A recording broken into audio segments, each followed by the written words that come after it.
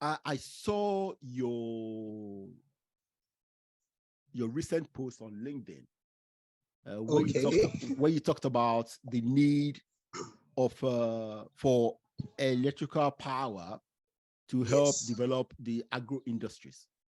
Okay, Yes. please enlighten my Okay. audience on this crucial challenge of Yes. electricity. Yeah. Thank you very much. It's been a problem. And that post came from my experience, recent experience here in Nigeria. And of course, over the years, I've had reasons, to discuss with principals that have small processing plants, Mm. and the operating cost exists, but energy, is a big part of that operating cost.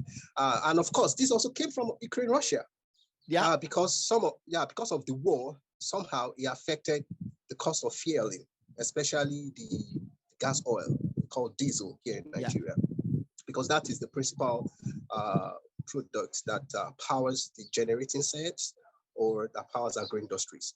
And so, Okay. because the federal government removed subsidy, and then the prices of diesel shot up, and then it becomes increasingly difficult for agro-industrial principals to break even, as it were, or make the profit they would have expected.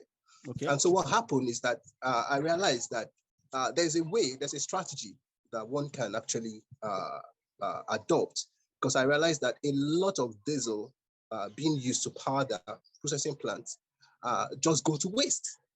What I mean by that is that the generating set, the central generating set, if it's a central one, capacity does not match the capacity of the processing plant.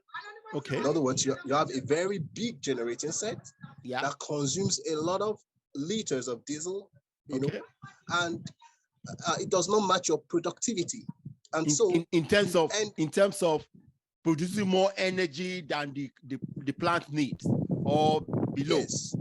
No, they produce more energy than the plant needs. Okay. And there's absolutely no problem about that if the plants can produce their final products that can handle the cost. But what happens is that the plant cannot handle the cost incurred by the diesel, by the generating set rather. Yeah. And then the principals begin to wail, and we don't know where this is coming from, we don't know how to manage. And then critically looking into it, I realized that most of the power generated in the electric generating set are not being optimized. And so you consume so much diesel with less productivity output. So that was what made me write that post. There's a way they can schedule their electrical energy input in such a way to reduce diesel consumption while you maximize your processing plant operation, or you get a lower capacity. A lot of principals from my experiences are very optimistic, and then it does get all of these gigantic things, and at the end of the day, they can't use it. They can't use it, or it doesn't match your production capacities. And so it's what I'm telling you, it's a big problem. Oh, I understand. a lot of processing plants have closed shop because of this at the micro, small, and small, medium scale level. So that was what made me. It's just I've been writing now on LinkedIn for about 4 years every week, and I write ideas, things that bother me, and that I believe can be solutions for people that read it, and so that was why I write that. I write majorly on agribusiness, food system, agro industries, personal development, project management, and such like. Yeah. See, what you are highlighted now is this. See, before any agribusiness setup, they need to evaluate the needs. Okay. Yeah. Like you said, they overinflate what they think will happen, and they buy equipment based on that overinflated projection. Yes, you're right. Okay? And then if that projection doesn't happen, then they will be saddled with that cost. And surprisingly, they've invested huge amount of money. It runs into millions of naira. And so for me, I do feasibility studies. I do a lot of feasibility studies. I tell them that this is the situation. You need this particular rate on your investment, then this is what you should do. And so, and it has been helping. A lot of them, what they do again is that they either do not do their due process, their feasibility studies, or they gave it to the wrong person. And of course, they did not envisage, all of these things. So because I also play in that sector, that part, that was what made me put that post out. Now, that's fair enough that the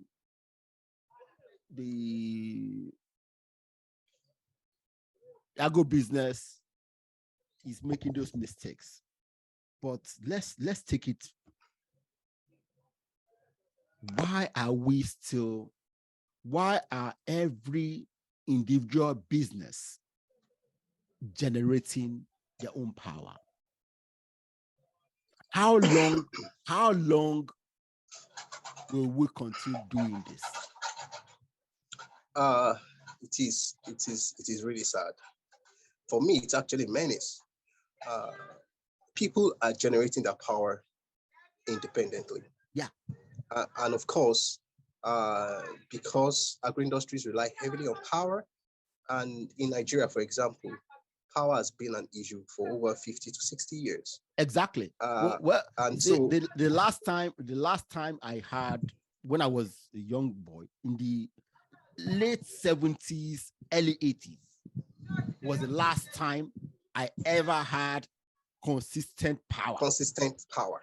And so sometimes there are some existing processing plants that, because of they bring power in their location, they primarily operate in the night, because that is when they bring power. But going back to the question, the solution is for the country to either give independent power projects for the states. Each state should develop their own power, because as it were, it's a central thing. And for me, that is wrong. So each state should develop their own power projects. And then, of course, I know the mini grids are coming up now to match the renewable energy with the national grid. That's a welcome development for me. So, but ultimately, it is the government, the oversight. Of course, individuals too are coming up now to have their own power projects. Each state, local governments can do their own. Exactly. And I think for me, that is where we should be in the next 5 to 10 years. For me, I mean, it's that important. In the next 5 to 10 years, we should develop the foundation. Any local government or state that is not clued to the potentials of their own business, their own people. See, we can't continue suffering at a national level because of what few people decide to do for the whole country of 200 million people. 100 million people. You're right. So they have to deregulate that sector, and then make it available. And of course, I mean, development, as much as I know that it destroys faster than being built, it can have accelerated growth when power, as far as agri-industry is concerned, the power is available. I can tell you for free. It's not only agro.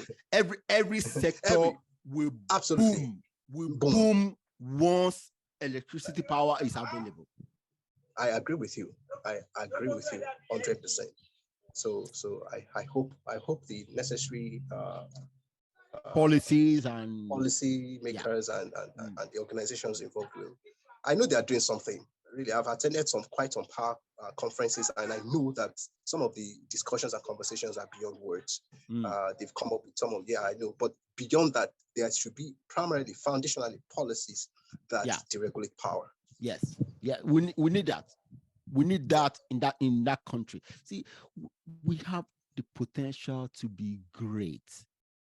Yeah, we have the potential to be great. See, people can say anything, but what this world has shown me is that if you leave off again, I'm sorry. I mean, Man. I had to drive to town. Yeah. See, this is